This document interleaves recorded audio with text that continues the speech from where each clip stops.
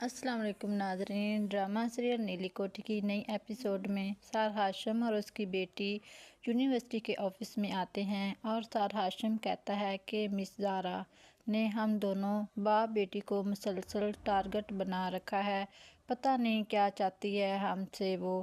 اور پھر زہرا کہتی ہے کہ لیکن سار اور علینا کے ابو زہرا کی بات نہیں سنتے اور کہتے ہیں کہ زہرا یہ کوئی پہلی بار نہیں جو آپ نے پہلی بار الزام لگایا ہے ہم پر، اور جب کچہری میں آپ آئی تو میدان چھوڑ کر بھاگیں گی کیونکہ آپ کے پاس کوئی ثبوت نہیں ہے۔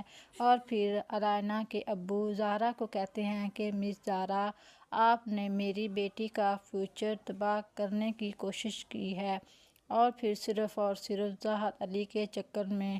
اور دوسری طرف علینا پاس کھڑی ہوئی ہوتی ہے اور پھر علینا کے ابو زہرا کو کہتے ہیں کہ آپ اور زاہد کے درمیان پتہ نہیں کیا چل رہا ہے دونوں کے بیچ۔ اور زہرا علینا کے ابو کو کہتی ہے کہ سار آپ یہ زیادتی کر رہے ہیں، اور پھر علینا کے ابو زہرا کو کہتے ہیں اب میں اور مزید آپ کا لحاظ نہیں کروں گا۔